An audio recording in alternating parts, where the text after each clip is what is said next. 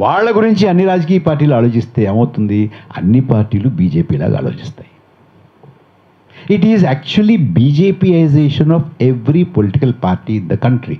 That is the larger project of SIR. ఒక election reduction కాదండి ఇది. Then what happens? అదే కనుక జరిగితే మీ ఆర్ఎస్ఎస్ ఒక బీజేపీని సపోర్ట్ చేయాల్సిన అవసరం లేదు, రేపు కోనమనేని గారిని కూడా సపోర్ట్ చేస్తాయి. ఎందుకంటే ఆయన కూడా అవే మాట్లాడతాడు కాబట్టి. సారీ, మిమ్మల్ని ప్రశ్నగా కాదు చెప్పేది. ఎందుకంటే మీకు ఓటర్లు వాళ్ళే ఉన్నారు, వాళ్ళ గురించే మాట్లాడతారు మీరు. నేను రేపు పోటీ చేసినా అలాగే మాట్లాడతాను, మా నాగేశ్వరరావు గారు పోటీ చేసినా అదే మాట్లాడతారు. అంచేత BJPization of every political party. And మనకి ఒక మోడల్ ఉందండి ప్రపంచంలో. కొంతమంది రాజకీయ ప్రక్రియలో పాల్గొని కొంతమందికి రాజకీయ ప్రక్రియలో పాల్గొనేటటువంటి అవకాశం లేనటువంటి మోడల్ ఒకటి ఇజ్రాయెల్లో తయారు చేశారు. ఇజ్రాయెల్లో ఏ పార్టీ అధికారంలోకి వచ్చినా, ఎవరు పోటీ చేసినా, వారందరూ కూడా, because it's an Israel is a Jewish state, వారు కేవలం జూయిష్ ఇంట్రెస్ట్తోనే మాట్లాడుతుంటారు. వాళ్ళు ఏ పార్టీ, లిక్విడ్ పార్టీ కావచ్చు, లేబర్ పార్టీ కావచ్చు, ఎక్స్ పార్టీ కావచ్చు, వై పార్టీ కావచ్చు, ఏ పార్టీ అయినా సరే. అంటే you are Israelizing India. BJPizing political parties, Israelizing India. మీరు ఒకసారి చూడండి, religious symbols in Israel are state symbols. Star of David is on the flag. మనం కూడా సింబల్ పట్టుకెళ్ళాం మన ఈ మధ్యనే పార్లమెంట్లోకి. అండ్ పురాణాల్లోనూ, ఇతిహాసాల్లోనూ, ఉపనిషత్తుల్లోనూ, వేదాల్లోనూ, మరో చోట భారత భాగవతాల్లో ఉన్నటువంటి మాటలు, అటువంటి భాష ఇవాళ మన ప్రభుత్వ స్కీముల మీద కూడా కనపడుతున్నాయి. జీ రామ్జీ అని పెట్టారండి. మహాత్మా గాంధీ తీసేసి జీ రామ్జీ అని పెట్టారు కదా. సో స్లోగా state symbols, state language is becoming religious symbol and religious language. This is what happened. This is what is the reality in Israel. So SIRకి ఒక లాంగ్ టర్మ్ కాన్సిక్వెన్స్ ఉంది. దాన్ని దయచేసి మీరు దృష్టిలో పెట్టుకోవాలి. నేను అందరికీ మనం చేసుకుంటున్నాను. ఓకే, ఇంకొక 5 నిమిషాలు ఏం చేయాలి? బట్ మీరు ఇంటికి వెళ్ళిన తర్వాత దీని గురించి ఆలోచించండి. ఏం జరుగుతుంది SIR? It is not an electoral issue alone. It is also an electoral issue one of 2 elections. But beyond that ఉంది. ఏం చేయాలి? ఇప్పుడు ఒకటేనండి, 2-3 బండగుర్తులు చెప్తాను మీకు. భారతదేశంలో జనాభా పెరుగుతోందా, తరుగుతోందా? పెరుగుతుంది కదమ్మా. జనాభా పెరిగితే ఓటర్లు పెరుగుతారా, తరుగుతారా? తరుగుతున్నారు ఏమిటి మరి?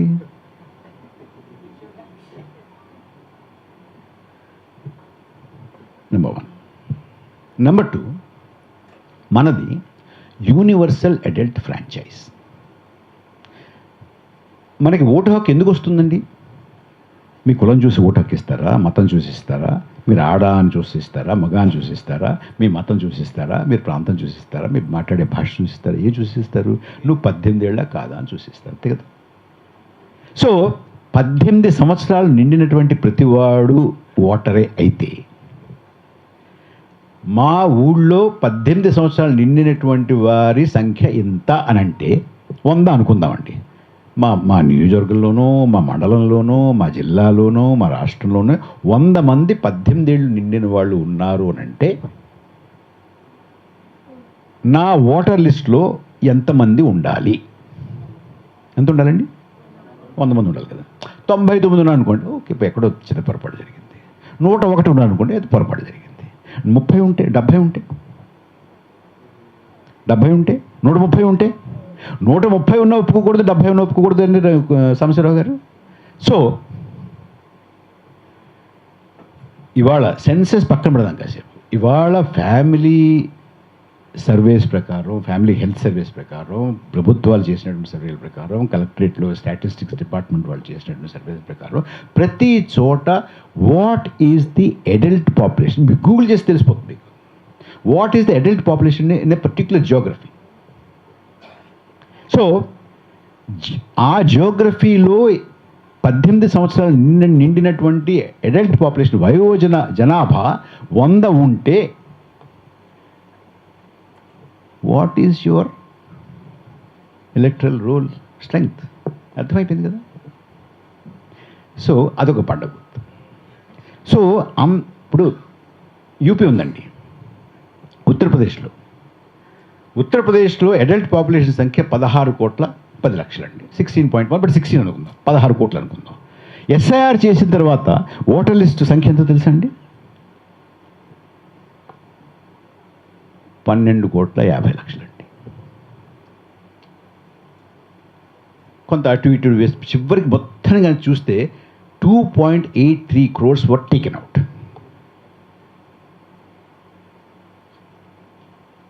We have to question.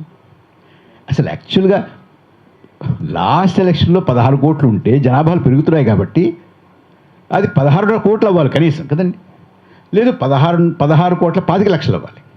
అంతేగాని అది 12 కోట్లు ఎలా అవుతుంది?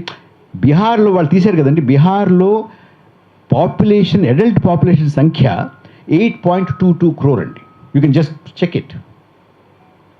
What was the strength of the voters list after SIR? Sridhar గారు, ఇట్ వాజ్ 7.42 crores. హౌ? అది కూడా కొంతమంది వాళ్ళు చేర్చిన ఈ 802, 503, 400 చెప్పేనే వాళ్ళు చేర్చిన తర్వాత వచ్చినటువంటి సంఖ్య. అది కూడా జెన్యూన్గా చూడాలంటే I think they removed almost about 1 crore people from Bihar also. So that is the reality.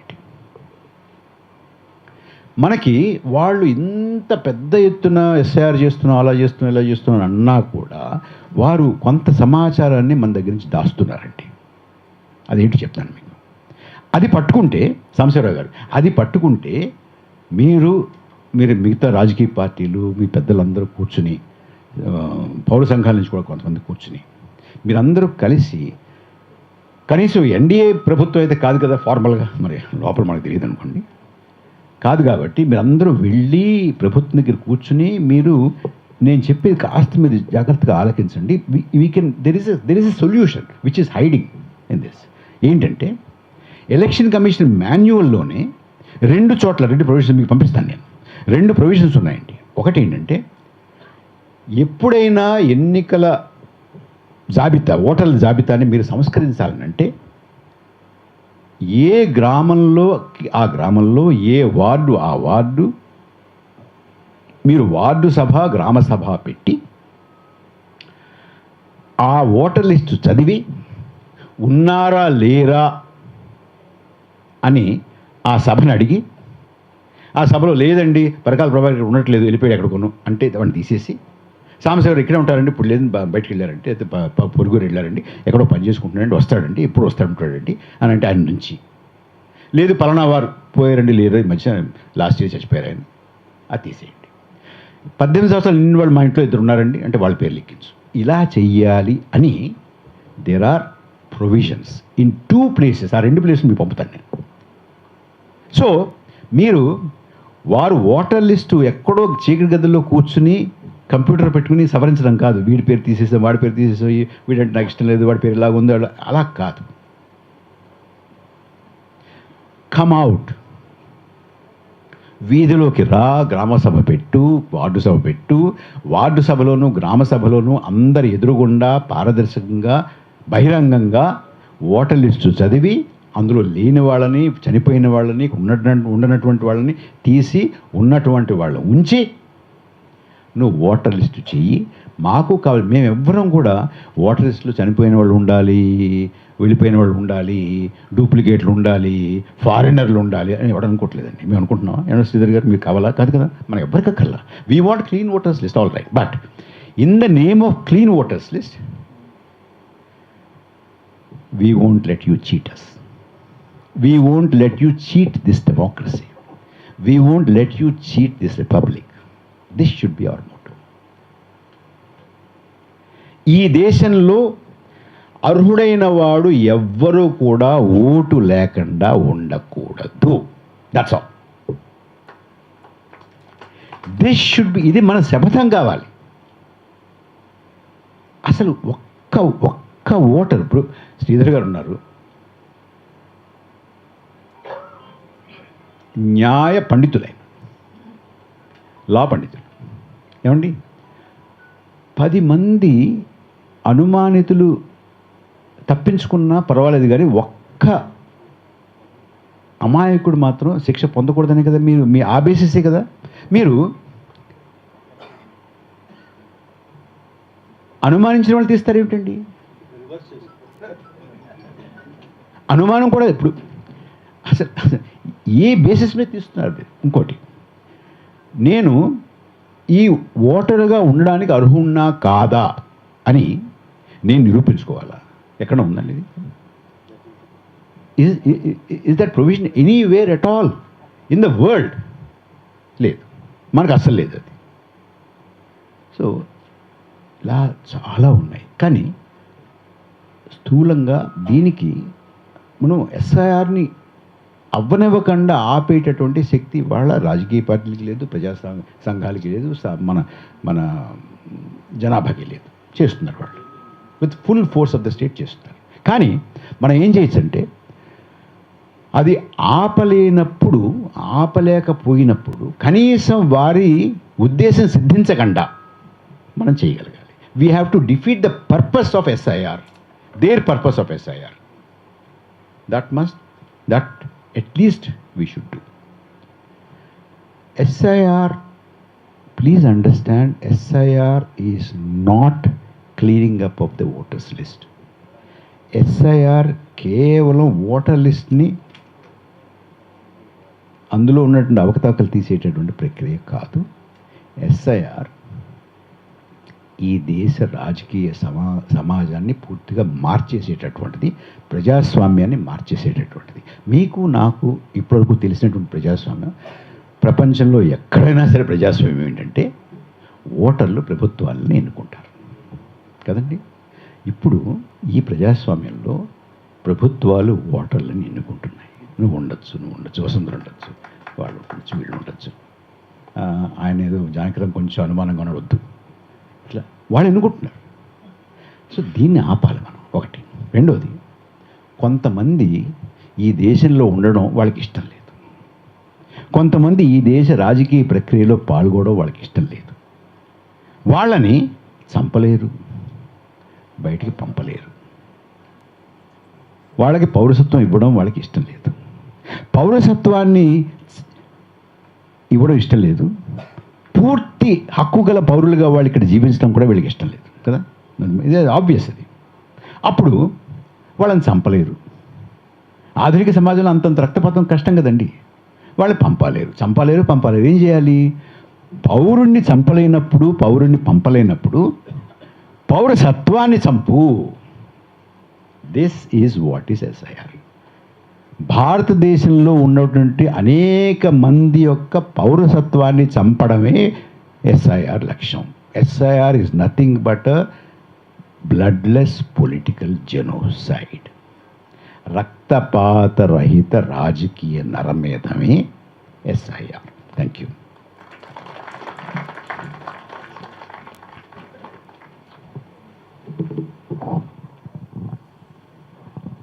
Prabhakar గారికి ధన్యవాదాలు. ప్రభాకర్ గారి నేపథ్యం కొద్దిగా మనకి తెలవాలి. వాళ్ళ పెదనాన్నగారు పరకాల పట్టాభిరామారావు గారు. ఆయన గొప్ప మార్క్సిస్ట్ మేధావి, రచయిత, విశాలాంధ్ర సంపాదకుల్లో ఒకరు. కొంతకాలం సంపాదకత్వం కూడా చేశారు. వాళ్ళ కుటుంబాలన్నీ కూడా కమ్యూనిస్ట్ కుటుంబాలు. ఆయన చివరి వరకు వాళ్ళ తమ్ముడు, వీళ్ళ నాన్నగారు పరకాల శేషావతారం గారు. శేషావతారం గారు కూడా మొదట మన కమ్యూనిస్ట్ పార్టీయే. తర్వాత ఒక పొందికలో కాంగ్రెస్లో మంత్రిగా కూడా చేశారు వీళ్ళ నాన్నగారు. కానీ ఆయన కమ్యూనిస్ట్ భావాలే. ఆ విధంగా ఈయన పునాది మాత్రం ఆ లెఫ్ట్ ఓరియంటేషన్ ఉండబట్టి లెఫ్ట్ యాంగిల్లోనే ఆయన ఆలోచన